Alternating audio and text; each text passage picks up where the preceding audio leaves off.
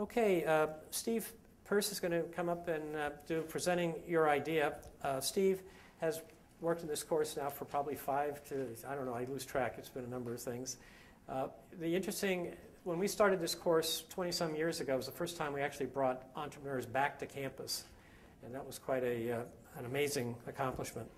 All of the speakers that you'll hear over the next 6 sessions are all volunteers. They do it because they've been through the fire of entrepreneurship. They want to give back. Entrepreneurship, it really is that type of thing. It's very unusual in any other endeavor where so many people want to give back, because in most cases they've had somebody that's helped them, and they sort of feel an obligation to keep going, keep that process going. So if you do become a bit of an entrepreneur here, you have to realize that it's an incurable disease. It will be with you for the rest of your life. The good news is it's not known to be fatal, but it is certainly engaging. So with that, I'm going to ask Steve to come up. He said he would introduce himself, and he's going to tell us about presenting your idea, which actually one thing I should normally say, Steve usually appears 2 nights from now, but because of travel arrangements, we moved him to tonight. And I thought, in retrospect, it's actually a better place, because what you want to get to out of this whole process is to be able to give a presentation and get the ideas across the way Steve's going to introduce you to. So you've seen the plan, you've seen what the end result is going to be, and then we'll fill the sandwich in the rest of the class. Steve? Thank you. Can you guys hear me okay? Good, good. So my name is Steve Pearse, and former entrepreneur. Now I sit on public and private boards. My background is mainly telecom and software. I helped build Sprint's network. I helped build Time Warner Telecom, which went public. Thank you very much. Ran Bay Networks here on the East Coast, sold it to Nortel Networks, and then had enough success where I thought, let's roll the dice a little bit and let's do a Silicon Valley startup. So I commuted from Concord, Mass. to Silicon Valley for 1.5 years. Ran a company that I'm told by Credit Suisse broke all the records, and I think that record still stands in terms of successful value creation, which is the job of every CEO, create value and do as fast as you can. We went from a few million to 5 billion in 18 months and sold the company before the world ended in 2001. For the stuff that I do, the world ended. Telecom, optical networking, things like that. So that's my background. Now, you folks, how many of you here have an idea and are thinking maybe someday it'd be cool to run your own company and launch a startup? Most of you. Good. One of the things you have to do if you're going to be successful is to be able to communicate that idea to a number of people. Not just to investors, but to suppliers, to customers, to the whole universe that surrounds you when you do a startup. So, at the end of this, I'm going to select a number of you to volunteer and give an elevator pitch of what your idea is. So my presentation today is a lot of how to do a good pitch, but it's also a number of other critical success factors associated with that. So I told you who I am, and that you are potential captains of industry in the future. And throughout this whole presentation, please feel free to interrupt me, ask questions, go why, and do you have any evidence of that, and whatever. Be happy to talk about it. Not just about pitches, but about teams, how to create a team. If you're a founder, what your role as a founder is, how that evolves and changes over time, whether you should go public or just sell. And virtually everything today is acquired. You hear about big successful IPOs. They're very few and far between now. So I'd say 95% are acquired as an exit strategy, and you have to exit somehow. You're not going to get money unless people can get their money back, and you have to be liquid to do that. So you have to either be acquired or go public. So that's M&A strategy and stock strategy. Startups. The adage is, and actually this is in a good year, in a good time, if you make an investment as a VC, 10 investments, let's say, one you hope is going to be a big home run. 10x, that's the buzzword you hear. I need a 10x return. If you're really good, I want 100x from early investment. But 10x, that's a big hit. I want that much money back, 10 times what I gave. 3 out of 10 might, survive, muddle through. Maybe 2 to 4x return in 4 to 7 years. But when you think about interest rates and future present value, that's not a great return. And then 6 will shut down. They'll just die. So you might be thinking, gee, that's not good odds. Why should I do this? Why should I go and do a startup? Because odds are you may have to do more than one, but if you're good and you're confident and you know what you're doing, you have a good background, you're going to have one of these successes. It may be a 4, 5, 7x return, maybe a 10x return to investors. To you as a founder, it may be huge. You may be able to retire early. But you think also, who am I going to be up against? You have to think about companies that, large companies that are in your field. Why don't these big companies come and crush me? What makes me think that I can do something that a big company can't do? So when I was at Bay Networks, my P&L was about $800 million, and mostly we built routers. Small, medium, and big routers. And the biggest were called BFRs, big, funny routers. So we always did make or buy decisions. Should we make this new idea? Should we make this new blade? Or should we just go buy a company that's doing something pretty darn close and take them out of the market? So we would regularly decide, let's not do this. I don't have enough engineers. I don't want to divert money and resources to building this. It's going to take too long. Let's go buy. So that's you as a potential target. We would go buy your company if you built a router or a blade or something we're interested in. If we did a make decision, in a company where you have engineers and you don't want to kill them, you want them to stay with you for a long time, they're going to work 8, 9, 10 hours a day, but not much more. Then they're going to go home. They have a schedule. We can get a blade out in maybe 18 months. That's a good number, 18 months. But if you're a startup, you can get that same blade, that same device that goes into a chassis and frame in 9 months, maybe even faster.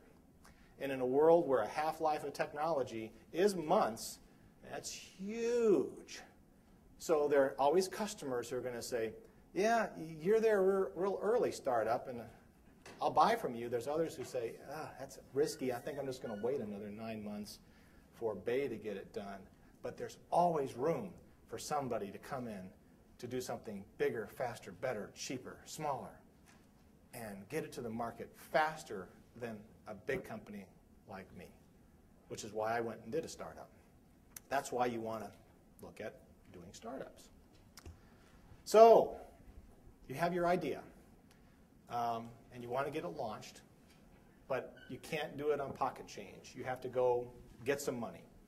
You want to go to angels, you want to go to venture capital investors, and you have to get their attention. So if you're a VC, you hear a lot of pitches, and you hear a lot of noise every single day, and they get numb, and they get bombarded, and they start tuning things out, and they rapidly create heuristic mechanisms to eliminate you fast because they want to get to the one they're interested in next. So there's a lot of noise. They have a very short attention span. You have to punch through that. Signal to noise. A lot of noise, you got to create a really powerful, punchy signal. Think of that. That's your whole job early on with your idea.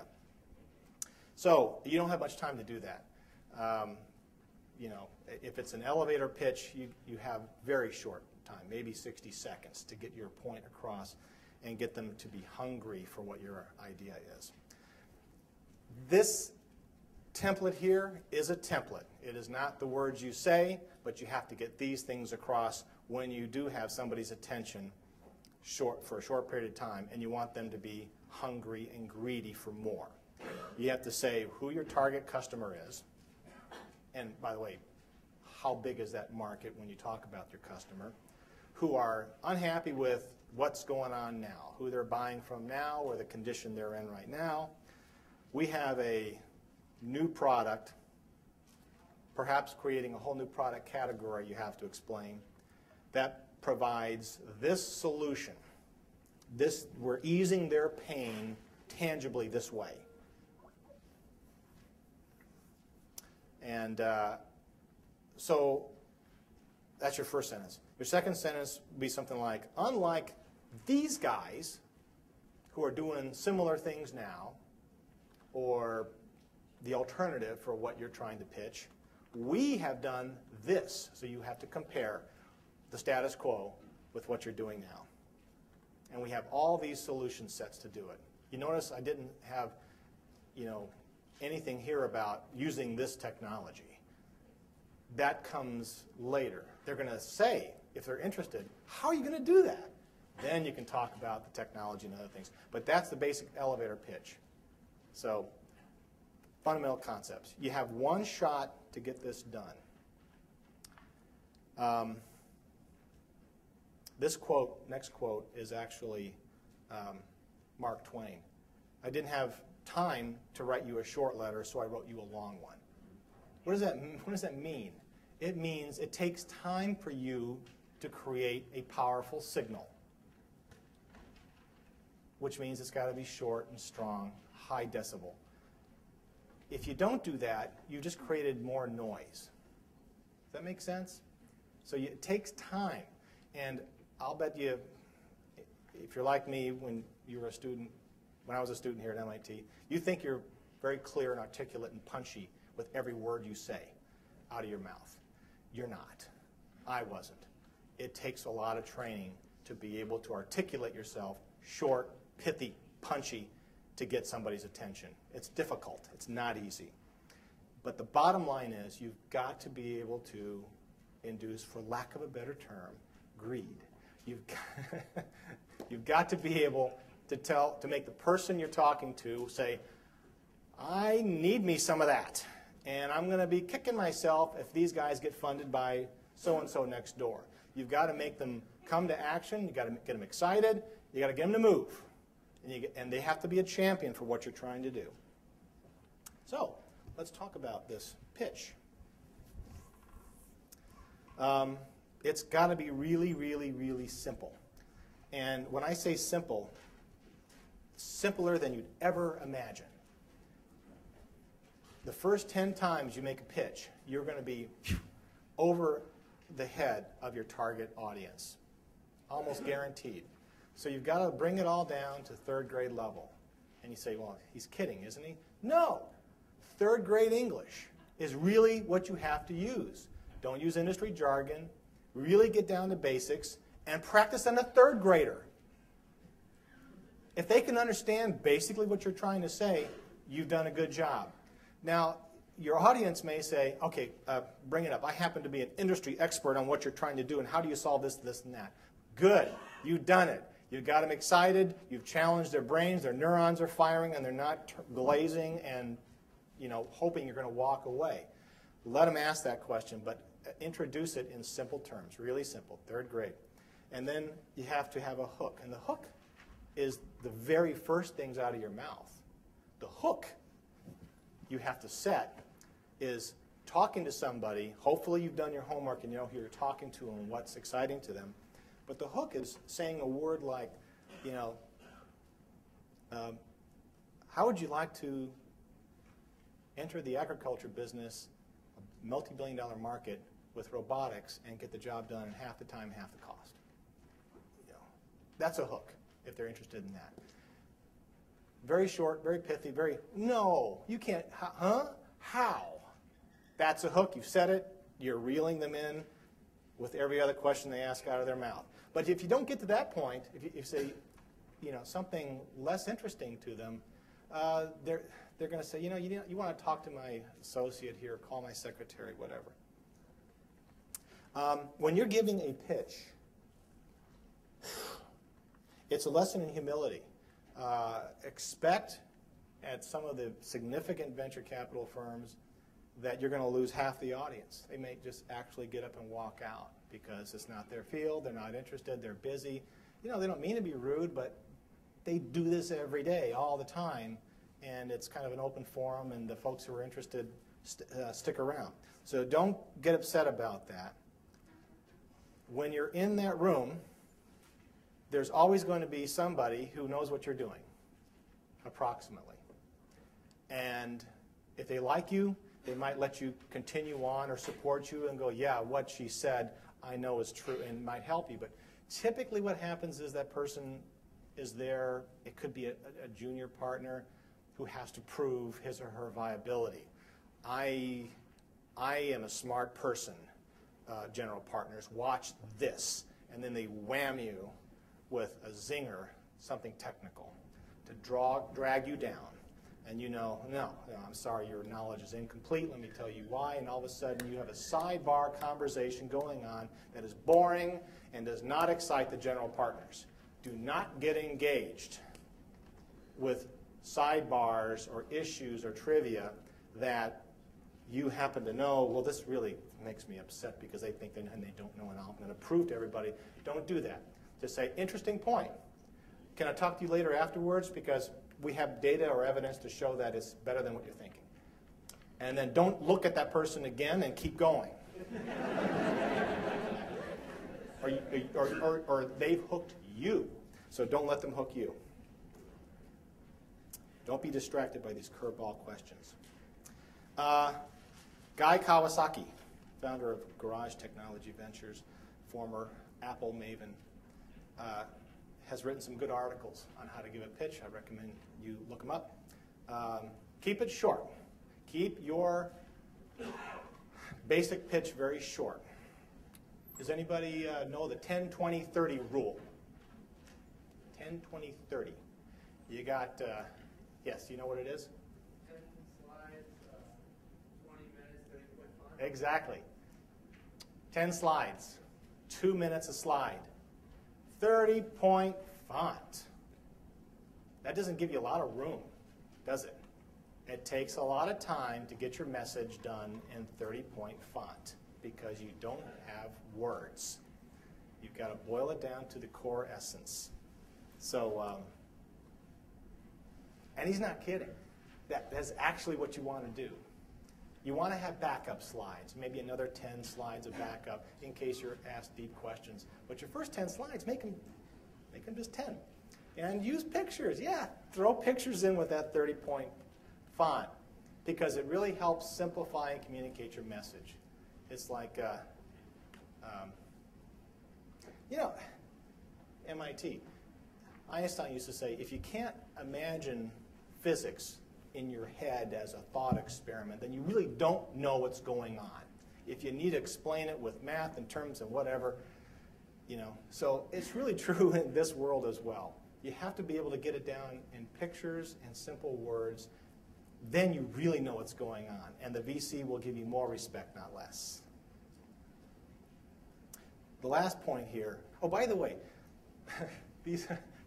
I used my iPad to create this PowerPoint using, was it Presenter? I can't remember what it's called. And so I mailed it to Joe, and it converted everything to bizarre bullet points and florid subpoints and everything. So ignore that. I just happened to notice how weird that looks. It's like I'm Kane, 999, except 10, 10, 10. So the last thing here, passion, engage, confidence. I'm not kidding. If you really want to come across as the CEO of the company and not the founder who the VC says, I got to get this person out of here and get my CEO in, you have to be able to come across and engage the audience. You have to put yourself in a role that makes you really uncomfortable. Walking up to people and looking them right in the eye and telling them, I know how to make you money. And yeah, it sounds like a commercial late at night or whatnot, sham wow. But But you're not, because you're pitching a value proposition to serious people with serious money. And they want to see that you have leadership skills, that you can grow a company. I can hire. In order to hire people, you got to convince them, you got to work for me, quick. We got to get this thing built in 2 weeks, and you can do it. I need you on my team. You have to be able to talk like that, even if you're like me, an introvert. I'm an introvert. What's the definition of an introvert, by the way? It's not somebody who goes, I can't talk to people. No. An introvert, Steve Jobs was an introvert. An introvert is a person who can expend a tremendous amount of energy when they have to.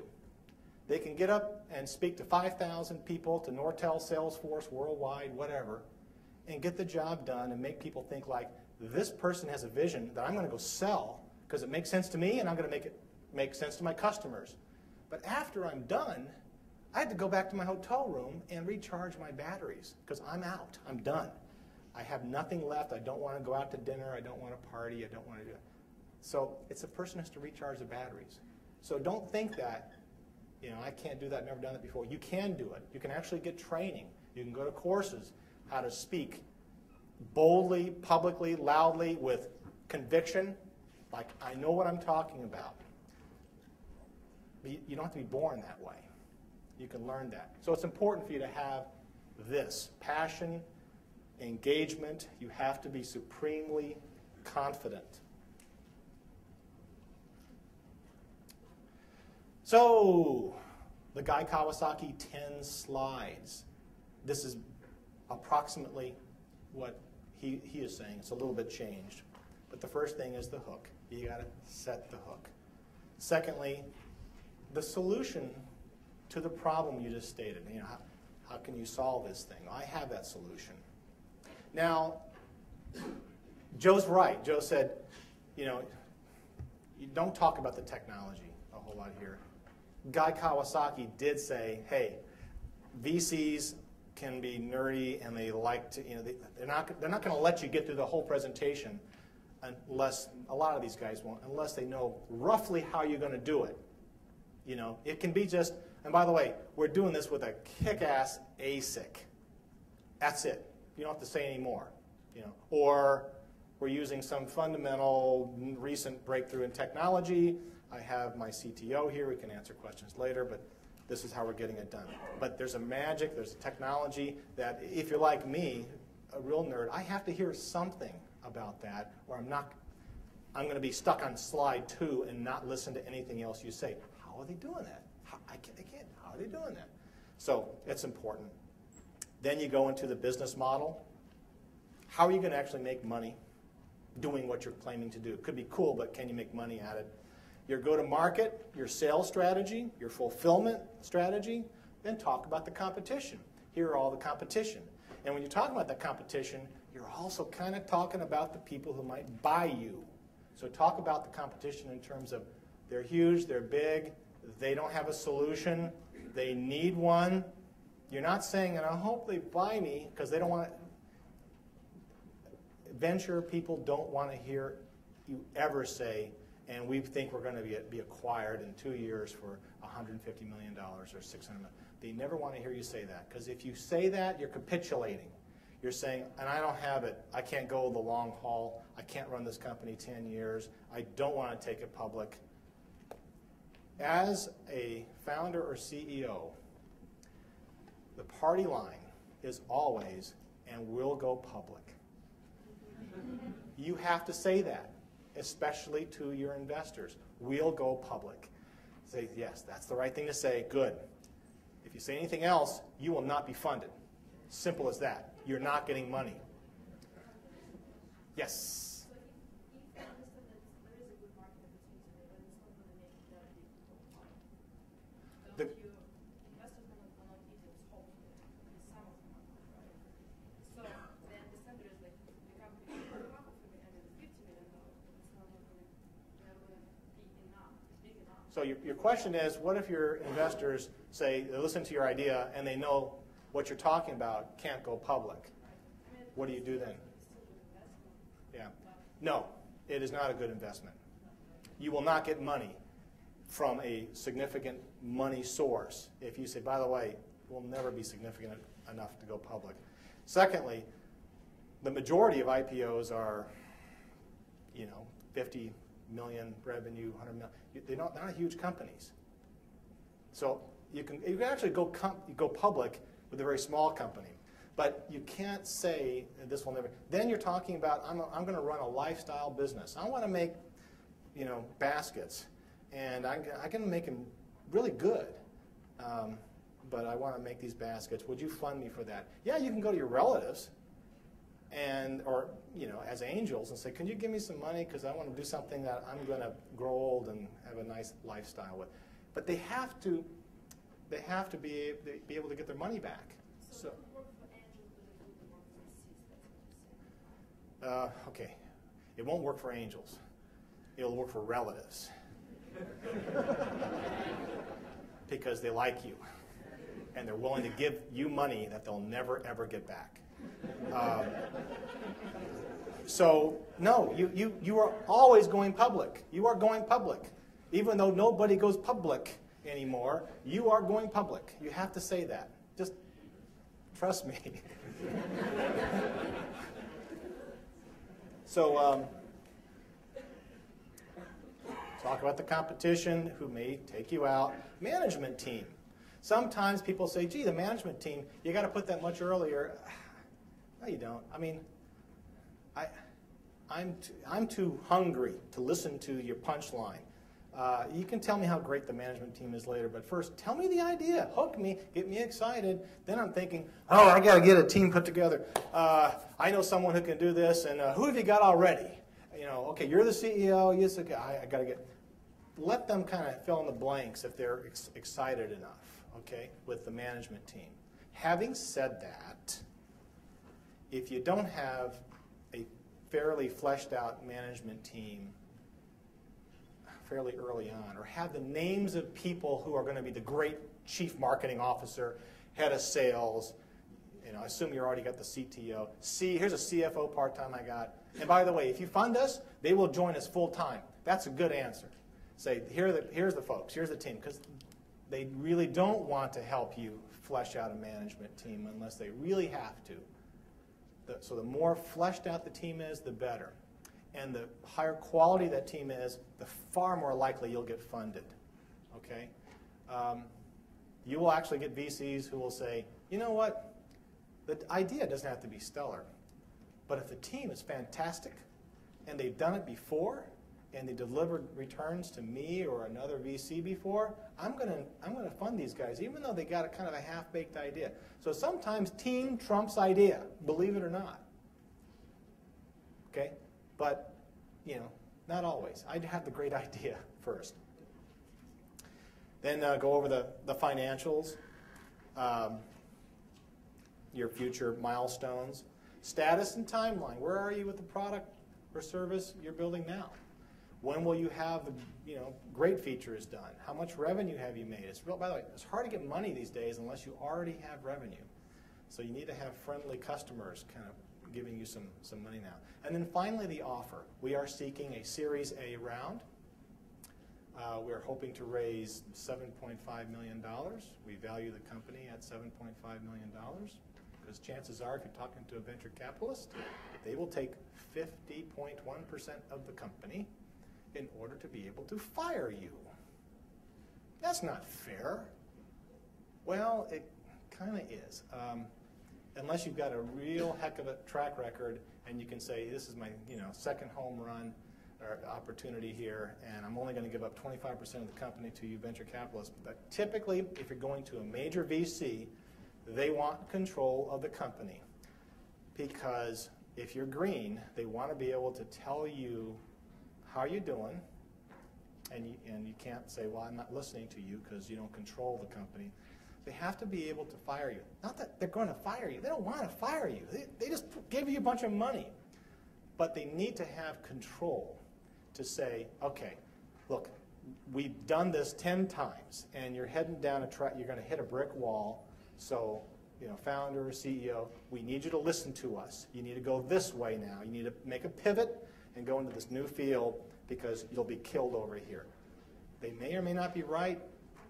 typically you hope that you have money from a VC who has enough background and smarts where you really listen to them pretty hard, because a lot of these folks just create value like mad. They really know what they're doing.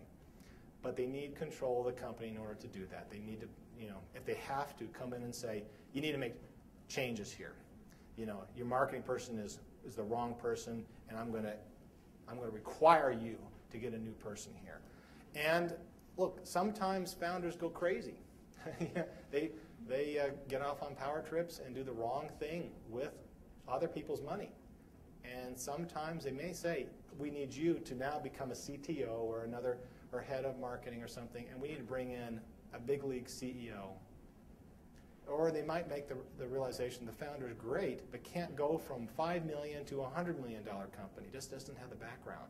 And so they may require you to step aside to do that and have somebody else come in. Not that they're going to fire you. The firing is almost a sure destruction of the company. So the last thing they ever want to do is fire you to come in. Oh, we have your money, here, take our money, now you're fired. They're not going to do that. That's like shooting themselves in the head. But they need to have that control, that ability, that power in order to make sure that their shareholders' will is done, is the most important thing. Does that make sense?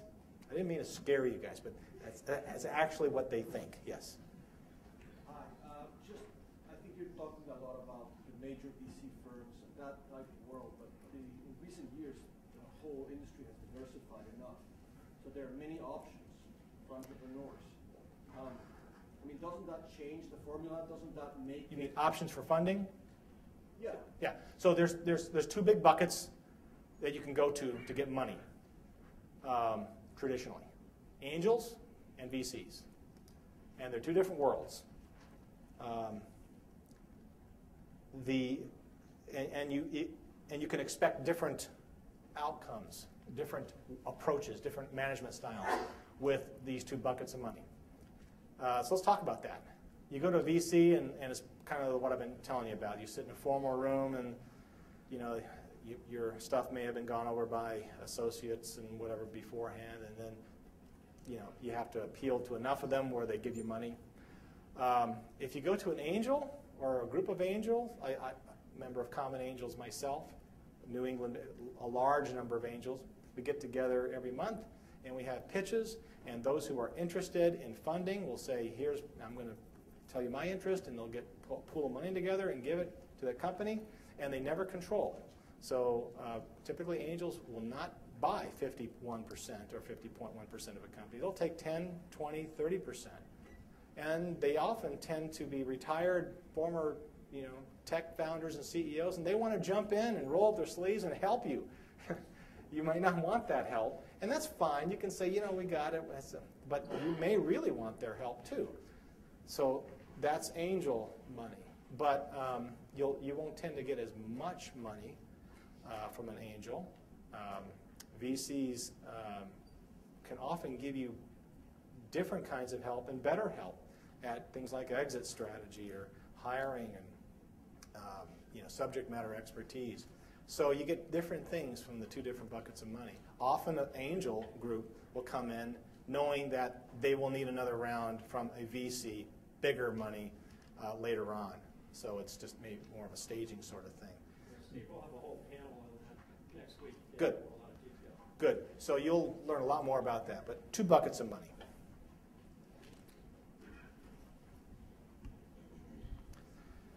So just one more thing about the hook. You really kind of want some shock value with that hook.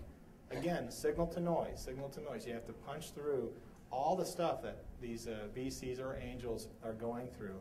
So think about it in seven seconds. What kind of language can you use that's shock and awe? Things that are open-ended. That have you ever felt threatened? Yes. What's your point? Something that I'm going to respond to and say, what have you got for me here? Our box is 10 times smaller, faster, cheaper than this thing that you like. Oh, well, I like that thing, and I'd like it to be smaller, faster, cheaper, better. So provocative question, provocative solution. So, no geek speak. Like I said earlier, third grade language. This is actual real pitch information here. The wrong thing to say is something like, our technology is the first integrated automatic book scanner, scan, digitize, bound documents at a speed 1,200 pages per minute at a fraction of the cost of, yeah, it sounds all great. Protected by 12 patents. Great. Yeah. You've lost the audience. You have to say something shorter, pithier, and if they want to know how you did it, they'll ask you how you did it. But something more direct like, look, we can massively share knowledge by digitizing physical libraries at a very low, say the lowest cost to date, or lower cost by a factor of 10. Something like that. Simple. Focus of the pitch. Again, customer benefits, not tech benefits. If you go into tech benefits and use things that you think, oh, well, these are industry standard jargon terms like improved network utilization, it's scalable, adaptable, secure, seamless integration. You know, if I was a customer buying the product, I wouldn't buy it. I'd say, you stop wasting my time. Tell me exactly what differentiates you from what I already am doing. Talk about business benefits. I have pain. You know, if I'm a customer, I'm in pain. It's your job to find out what I'm in pain over and how you're going to make it less painful. You know, I'm going to increase your revenues by 60%. You are. How are you going to do that? I'm going to reduce your cost of doing business by 34% in 12 months. And people who have implemented my solution have achieved that. How are you going to do that? Talk about pain resolution. Style. So, hopefully if it's your idea and your company and you're founding it, you've brushed up and you've learned how to give pitches and you're good at it. But if you're not, if you are really bad at it, get a partner or another office of the company, have them do the pitch and be there. But use your best presenter because you're not going to get more than one chance. You know, you're not going to be able to say, I know I didn't do a very good job and so-and-so is better at explaining it than I am. You get one shot. So and also you need to be or have the egghead, the geek, the knowledge subject matter expert in the room with you. Typically you don't want that person necessarily presenting because they'll get sidetracked. But if they are in the room and you have that zinger from the fourth row in the back and that person saying, yeah, well, I happen to know that won't work, and here's why. You know, train the knowledge expert, the geek, the egghead, to say, can you say a few words to this? And make sure they're trained to say, well, I can show you evidence and data later. I can, let's wait until afterwards, but we are 100% sure that we're right. And train them to say that, and make sure they use enough jargon where they can definitively, pawn the questioner. I mean, just make sure they say enough jargon or interesting information that they say, oh, wow, ooh, okay, that person must know what they're talking about. But no more than that. It's important to do that. If you are the presenter and you're asked a question you don't have the answer to at all, and neither does anybody else from your team, don't say, I don't know. That's a good question. You have to still be cocky and sure and look the person in the eye and say, I don't know. I will find out and get back to you tomorrow. Will that do? And that's it. And don't look at the person again. Don't engage. Don't engage. Don't engage. But still sound cocky, like, that's fine. The body language you're sending is that what you just said really isn't important. It didn't shake me one bit. But I respect you, and I will get back to you. That's what you've done. It's important to do that. Like I said earlier, be sure you clear the room, look at everybody. I mean, if it's a BC pitch, it's going to be, 2, 3, 5, 9 at the most. Make sure you've looked everybody in the eye, given them that respect. Even if they are looking like, look them in the eye and talk to each person. If they're really, really if they haven't walked out of the room and they're giving you that, you know, evil eye or whatever, talk to them. Say, you know, do you have a question? Can I answer something particular? Because I want to make sure that everybody gets everything they need from my presentation to feel comfortable with what we're doing. Go ahead and talk to them. They will respect you for that. Do your homework. Research. Know the people in the room. Know their likes and dislikes. Know what companies have invested in. The worst thing you want to do is go make a pitch to somebody and you told them, open the kimono and told them a lot about what you're doing and walk out and have one of your team say, oh, did you know they just closed a round with our competitor?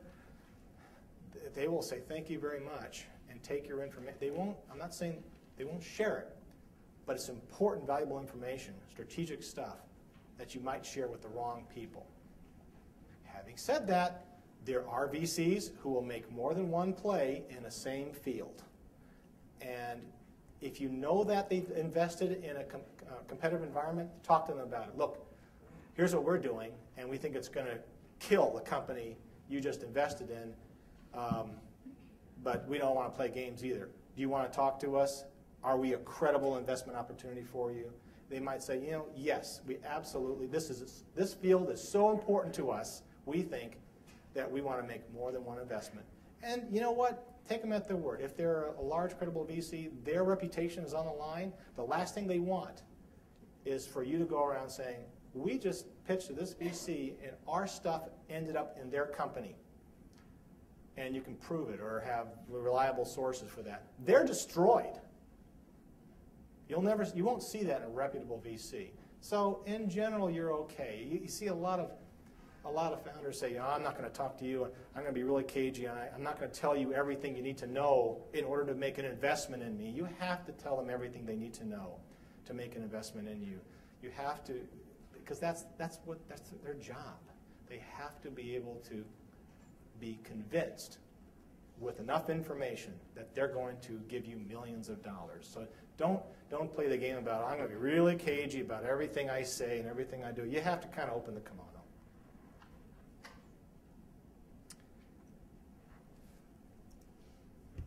So let's do some pitch examples. I'm going to give you 2 pitch examples.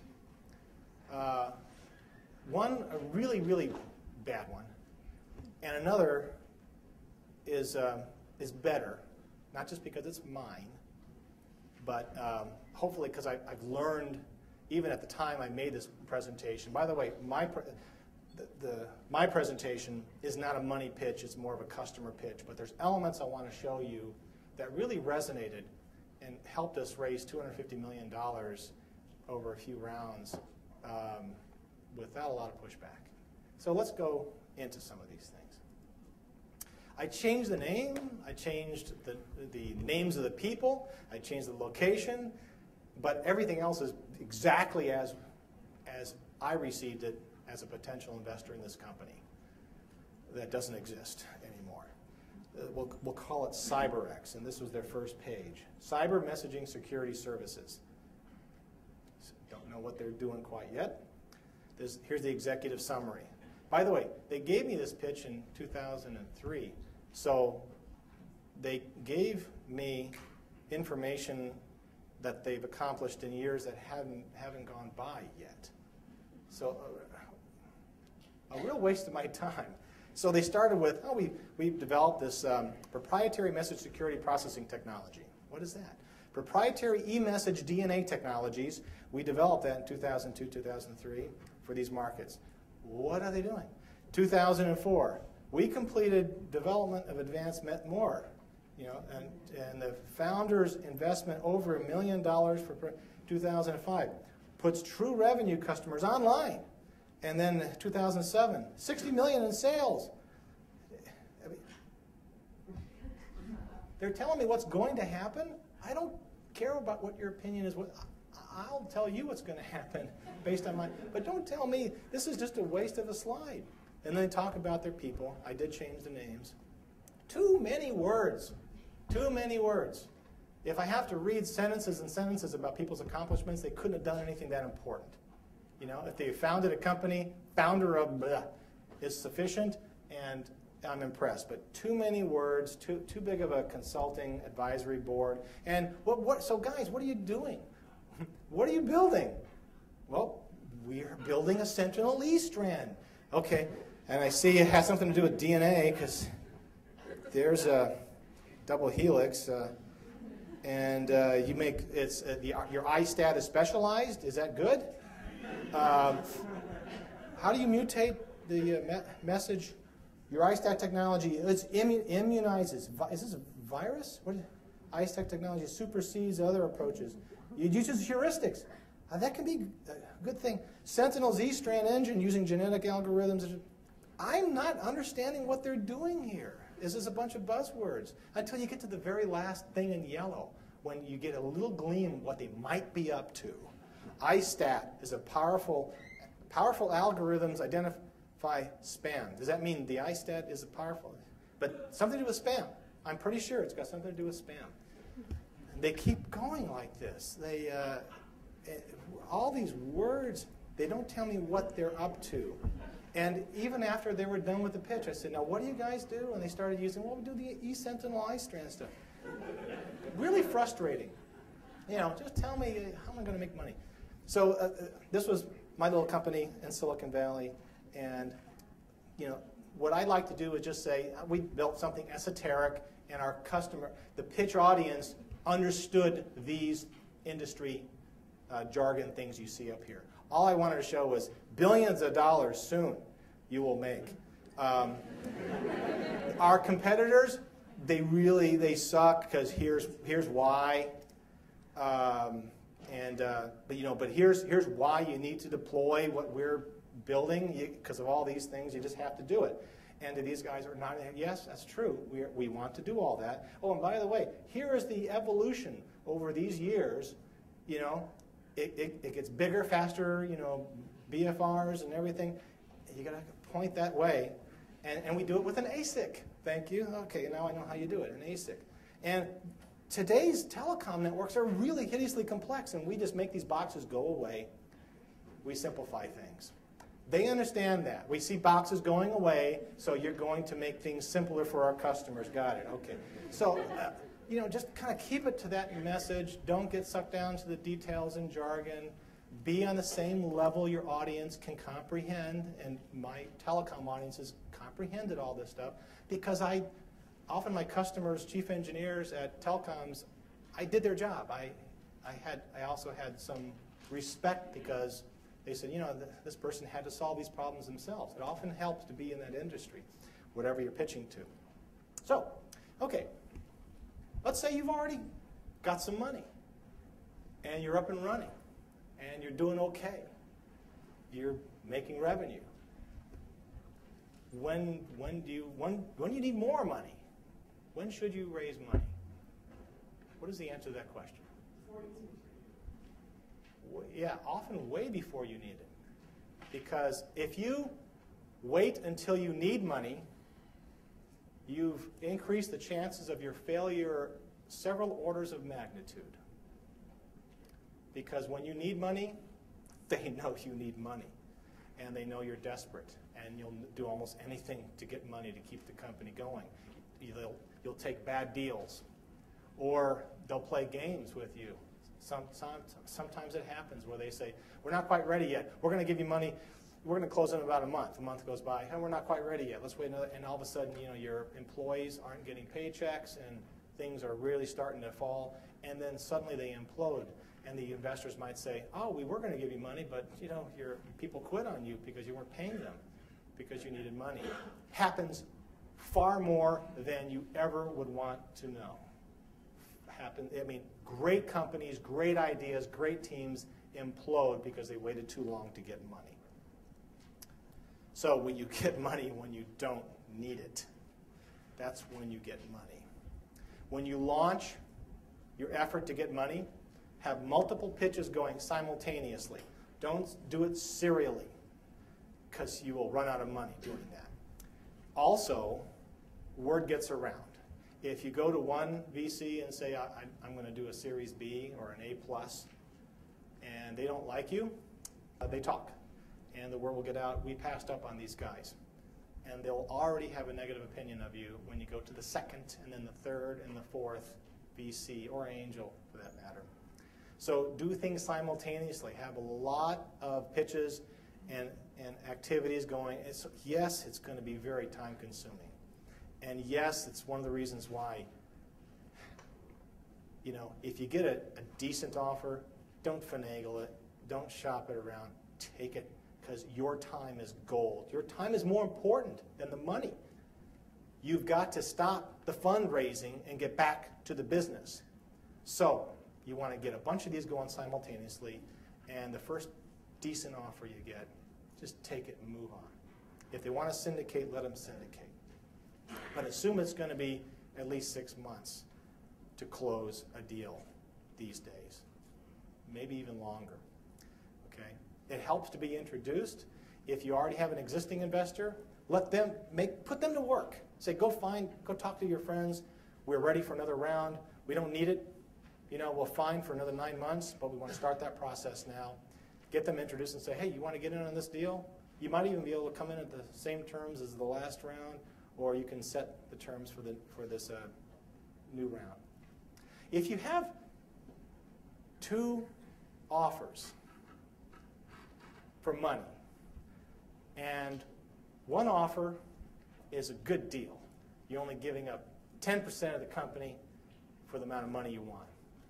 But you have another VC who says, I'll give you that money, but it's going to cost you 15% of your company.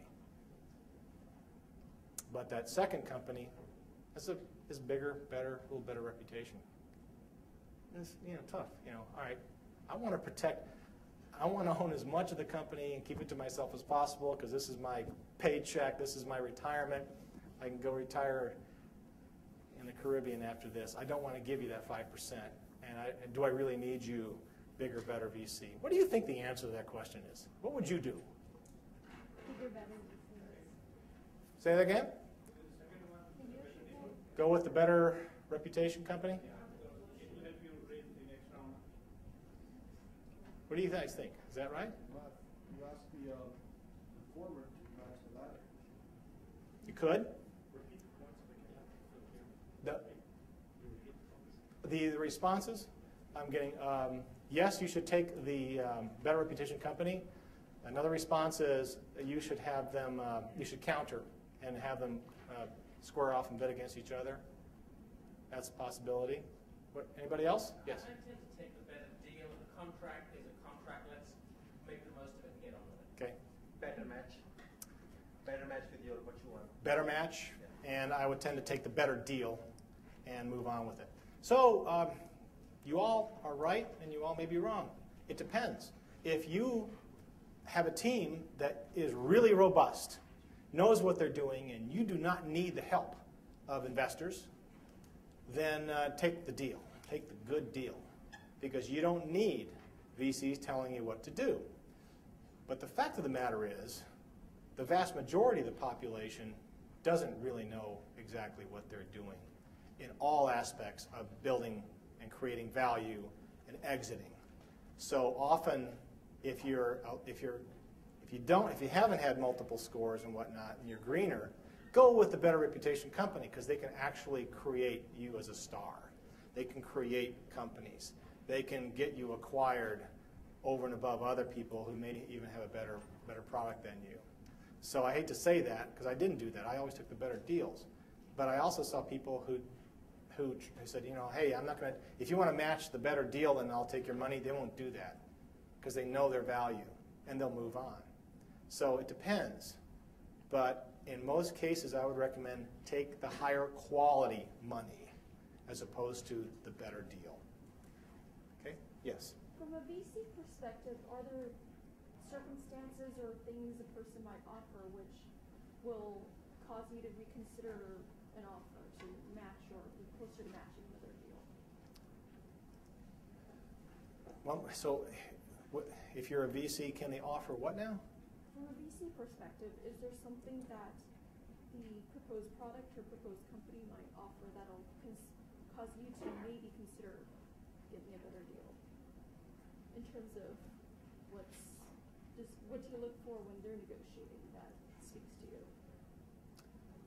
What do you, I'm still not understanding the question. Suppose you're the VC on Yes. the table with the company. Okay. You're the VC. They're in the scenario you just presented. Yes. And in what circumstance, and you're the company that... What would make a offers VC or- improve their deal? Is that what you're saying? Yes. Oh. A VC would improve their deal if you're in a competitive situation, if they know that there's other VCs coming to the table and they need a piece of you. Then you can negotiate. But if it's against a tier 2 or tier 3 money, they're less likely to negotiate. But if you got 2 tier 1 VCs, you're gold. You're gold, unless they collude. And that happens a lot, where VCs get together and say, look, I'm getting ready to put some money in here. Are they talking to you? They are? Okay, let's do this deal. You and I are going to do this together, and we're going to offer them this, and that's the only thing they're going to get. It happens a lot. It happens a lot here in New England. Silicon Valley, less that. But it can happen. But you know, if the VCs aren't working together, then yeah, get a competitive situation and say, well, so-and-so, tier 1 player, is giving me this deal. You can do that, can't you? And they will play. Yes. How do you negotiate with the VC to give you money? What else can you possibly give them if you're not already going to give them? What is your negotiating power as a startup? Like I just said, the only negotiating power you have is the threat of cutting them out and someone else getting it. And they do spend a lot of time going, I let that one go, I let that one go, how did I let that one go? Especially if you're doing well. But that's it. If they're the only people giving you an offer and they know it, you know, take the money, take it, and say thank you, and move on. Okay, business basics. This is pretty important. CFI-MITYM. Who knows what that means? Okay. So, cash flow is more important than your mother. It's not my term. This is like an industry term. It really is. Cash flow. Cash flow is great. How can cash flow, if you have cash flow, nothing can be going wrong, right? No. Cash flow can kill a successful company. Boston market, growing like gangbusters. Cash flow killed them. How can that be? Because if you're not keeping an eye on the money coming in and the money going out, okay, you can get caught in a situation that you're growing so fast that your obligations outstrip your ability to pay in current cash. And all of a sudden, bam, you are desperate. You go to banks. You go to your VCs. I need a bridge. And you're panicking, and you either get horrible deals thrown at you because you fumbled the ball and they're trying to pick it up for you, or they go, oh, whoa, you know, things are out of control, and nobody can move fast enough to save you, and you're dead. So keep an eye on your profit, your cash flow. Make sure you've got a good CFO. Get help from the VCs who have seen this show go on before, and help them keep you from hitting a wall and destroying your company. A business plan, you know, like Joe was saying, you can have a big fat business plan. If you're lucky, a junior associate will read it, but typically nobody reads it, because the business plan gets changed and modified as you go. Everything gets thrown out the window. Nevertheless, you still have to have a business plan, and you still have to prove that you can create a business plan and stick to a rolling business plan as it evolves. So you have to do that, and then flexibility. So whatever your idea is, great idea that we're going to hear about, pitch it. It's not the one you're going to end up with. An industry term being used these days is pivot. You know, name me a startup that's on Series B or C that hasn't pivoted, meaning they went out to the market doing this, and everybody's excited. Yep, build me a lot of that. And then something happens, and they go, okay, dead end. there's a better, okay, let's just we're going to change this and then reprogram the firm and go this way. That's called a pivot. And most companies end up pivoting. They don't end up executing what they thought they were going to build value on. So it's normal. Don't be looking for that. It will happen to you. If you're always second guessing, should we really be going this way? I think maybe this is more attractive over here and there's glittery, shiny stuff over there. That's bad. That's called lack of focus. You have to be focused and keep going to where you're trying to get to, and then something obvious will make it clear. You can go no farther this way. At that point, you make the pivot. You get focused again on your new target, and you relentlessly and inexorably move that way. Okay, that's a successful path for success, not a meander walk. Success factors. So Joe mentioned earlier, you got to have intellectual property, and it's good to have protectable patents and things like that. You know what? You know how many companies say we have 3 or 4 patents and it's protectable, and the VCs go, good, protect that IP. And yet it becomes useless by the time they go public or are acquired. That the patents are good, and they can be extremely important protective material, the good defensive stuff. But most of the companies that I see successful don't necessarily have patents. They're just fast. They have an idea. They see an opening in the market, and they're just fast. In our case, yes, we had an ASIC, but we were just fast. We had the very first next generation 10 gig IP-based backbone for metro area networks. We had it a year before anybody else did, building the stuff that the telcos really wanted. So we beat Nortel. We beat everybody. We were there fast, and we had some pedigree. And so we got a huge amount of attention. We were fast. The patents we had weren't that important. Just get to the market, because there's an opening there. Go run for that touchdown. Get over there.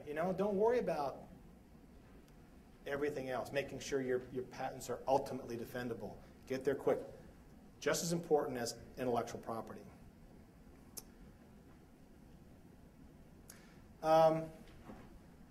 Be sure your mission is really clear to everybody working with you and for you.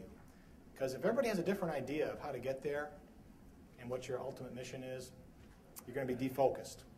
We talked about the team, how important the team is for a success factor. Know where you fit physically on the food chain. That often is where you have to pivot. The food chain changes. Suppliers might change the game to the point where you can't do what you were going to do anymore. Always keep an eye on your ecosystem. Let me see what else I can concentrate on here. Know roughly how much money it will cost to build your company. If you're building a web ecosystem, that's much cheaper than hardware. And a lot of VCs, be aware, don't like to invest in hardware anymore because it costs so much. And they may want low cap investment opportunities.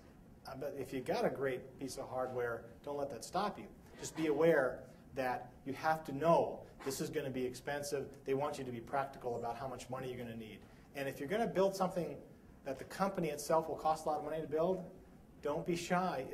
Don't underfund the company, because that will drive your development to a stop fairly quickly.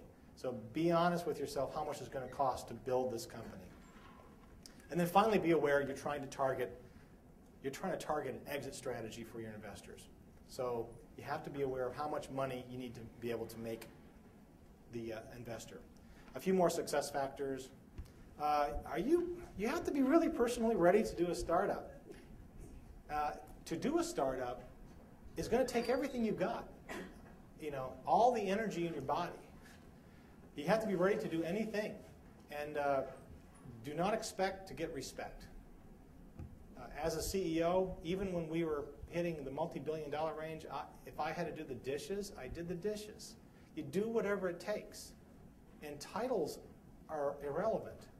Startups are a flat organization. Be aware. Lean on anybody at any level to do anything you need. Okay?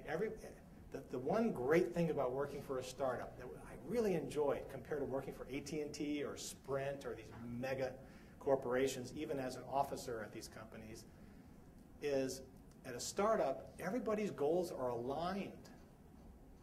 At AT&T, the old classic million-employee AT&T of the early 80s, when I was at Sloan School, got hired on their management development program, and I desperately wanted to get my promotion so I could become a district manager and earn another $5,000 a year and have a few more people under my scope. That is the world of big companies. And it's lousy when you think about it. When people are willing to stab you in the back to get a little more money and a promotion so their span of control is a few more people. At the startup, everybody's saying, let's go change the world. Let's do something awesome. And everybody can make a lot of money, too, doing this. Let's go. College. That's what's cool about a startup. And having said that, it really helped me, coming from a big company, to do a startup. I had more credibility.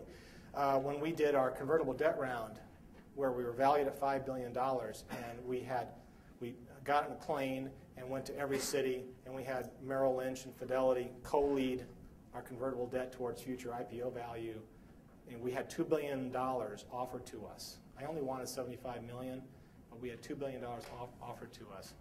And they tell me the reason why is because, look, this isn't a toy to you. You have actually run large companies, and we respect that. So I'm not trying to discourage anybody from working for large companies and then jumping into startups, because it really can help you in a big, big way when you're founding and running these companies. But having said that, that's fine, but just as many more with far less experience than I do jump right in the startup world, and they're highly successful. There's two ways to get there. But be willing to try it again. Sometimes it's easier to get money after failure than your first attempt. You've already been there.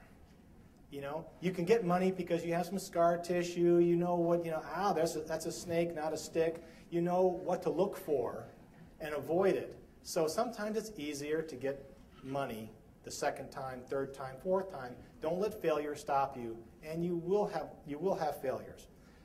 But just be in there for the long haul. It's a marathon. Speed and execution are personality. I can't remember who said that, but you need to know that you've got the ability to have speed and execution, or at least surround yourself with people who are hyper enough to bring that out of you. And then this next thing: focus, focus, focus. Focus, focus, focus. Number one success factor in a startup. It really is. You will be distracted by shiny, glittery, golden things all the time, coming from your employees, coming from your investors. Hey, Steve, you need to stop over here.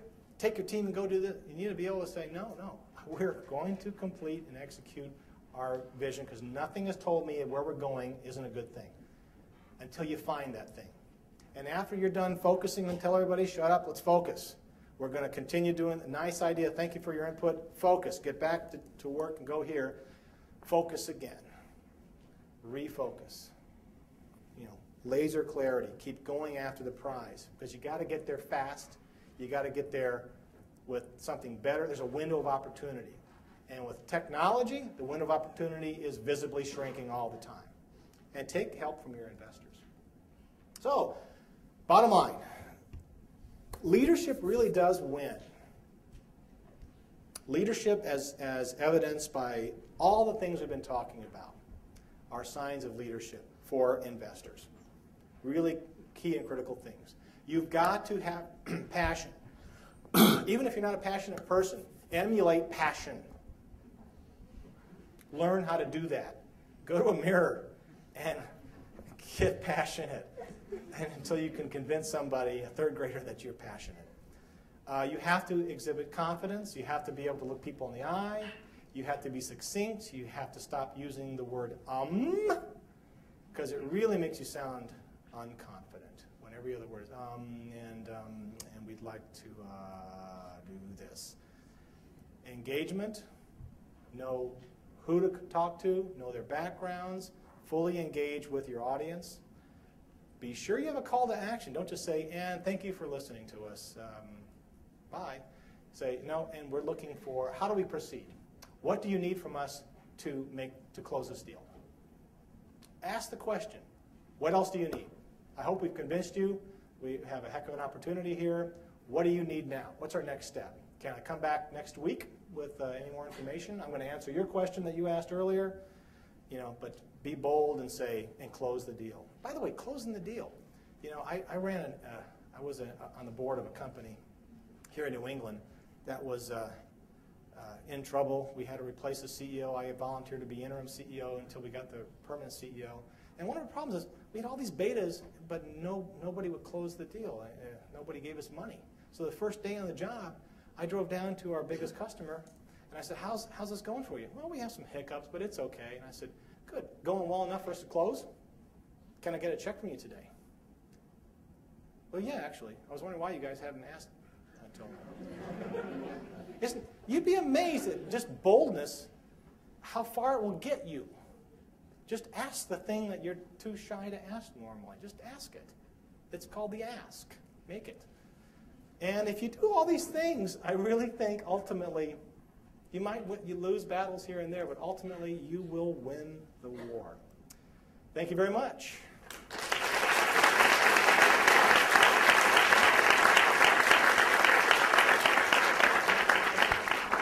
Okay. All right. Of those who raised their hands earlier, I want to hear a pitch. I want to hear an elevator pitch. Who's ready? Yes.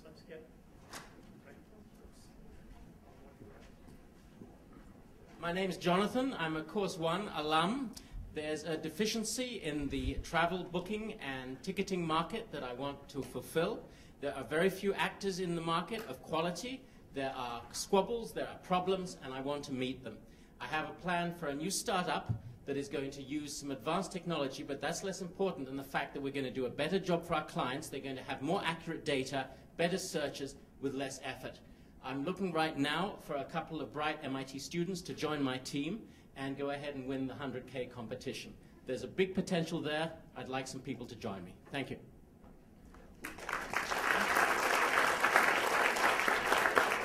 Thank you. What's he doing? Something in the travel booking? Exactly what? Does anybody? Okay. Is it exciting you? Are you hooked? Hey, are you going to join them?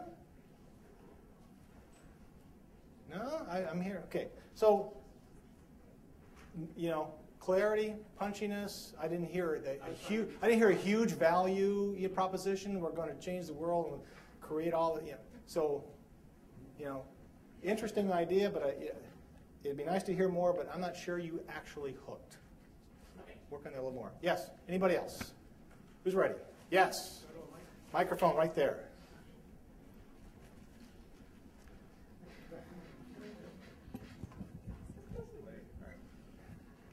Hello, I am Sabrina Gonzalez-Pesterski. I am 18 and I'm a physics major. So this is a conventional pizza spacer. It comes with a box, prevents the pizza from being crushed. Every year, 1 billion of these are thrown away. The idea is replace it with this. It's a spacer that also serves as a tool for you to separate pieces. Now, the plan, sell it to advertising companies or basically, you would have a company place their logo on the top and then give it away for free to the pizzerias.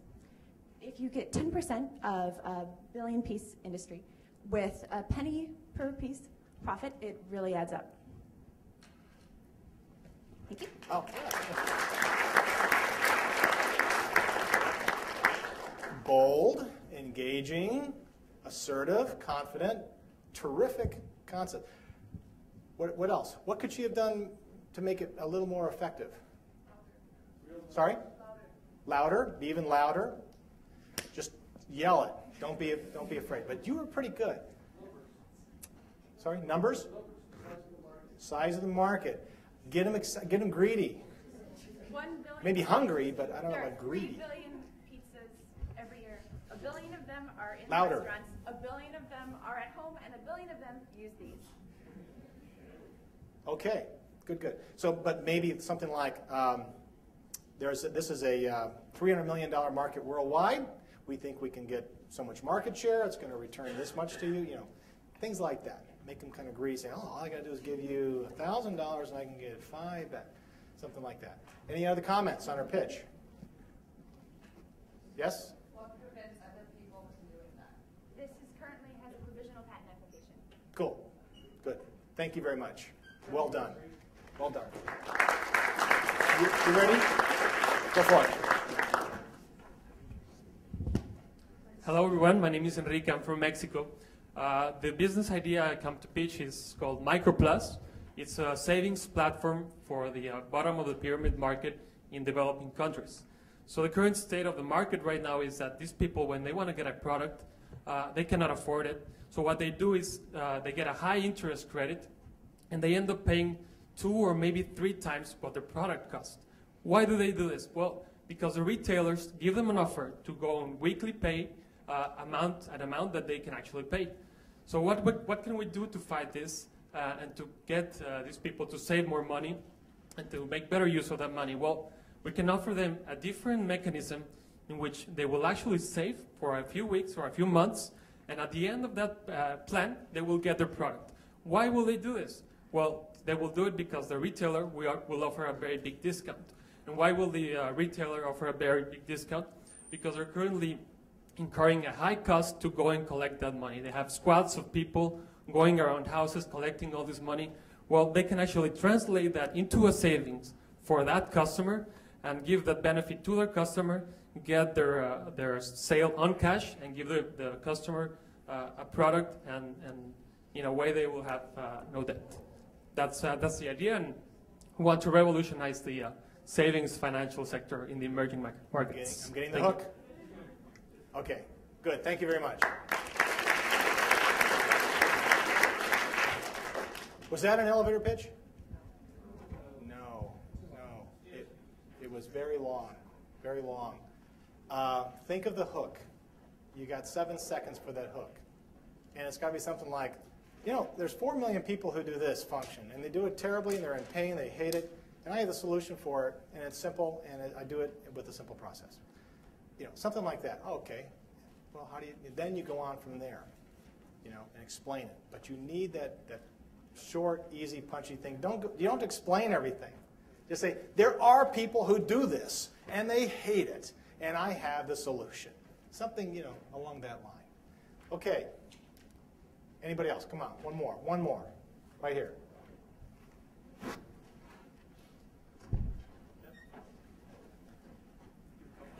Yeah?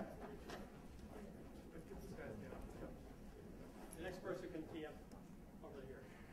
And if we run out of time, you know, maybe Joe can do more of these throughout the rest of the week if there's time. Go ahead. Okay, thanks. So when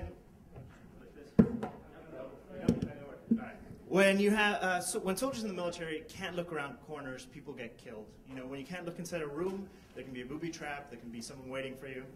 Currently, the only way you can look inside a room is by having a deployable robot or a fiber optic. Those things cost tens of thousands of dollars, and as we're cutting defense budgets, we're just not going to be able to afford them, which means guys are going to be running into rooms that they can't look inside. We have a technology that uses basically a bouncy ball and the camera that you have in an iPhone to help people for less than $1,000 look inside that room. Pretty good. Pretty good. I like that. He hit a lot of key messages. Was he missing anything? Numbers? Numbers, like how much money are you going to make doing this? How much cheaper are you? I can make, you know, another $3,000 gross profit per unit and you know, kill the competition. Anything else? Any other feedback? Good. Yes, right here. How do you? Yeah, but I don't expect you an elevator pitch to say that. You asked that question after. Thank you. Great elevator pitch. How then the ball's in your court. Nice job. Thank you. Yes. Hi, my name is Justin. I want to ask a question. Who here has played Xbox Connect or with the Wii or something like that? Does this feel like running to you? No, it doesn't feel like running to me either. I want something more real, more visceral, more immersive. And I want to enter the Matrix. And that I can't because that product doesn't exist. So I'm going to make it. I've started building it, and I'm looking for a co-founder, a Sloan MBA type person to help me. Thank you.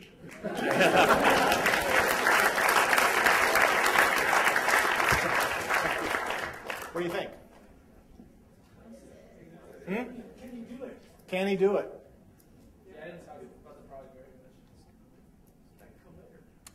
much. Yeah, I'd say it'd come later. I mean, you could say I'm in this field. I know I can do this, and I can build that.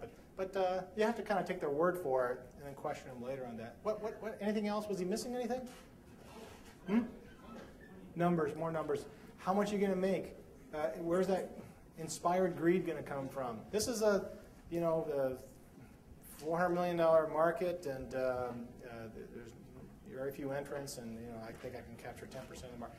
Something like that. That's going to make somebody excited, froth at the mouth. Get greedy.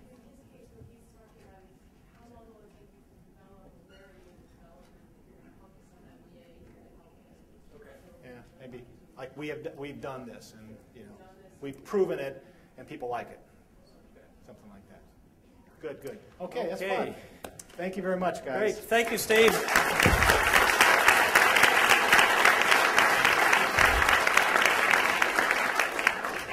So you've seen what the end result is supposed to be. In the next 4 or 5 nights, we're going to help you get the pieces together. And we'll continue doing these pitches during the classes, and we'll see how we go.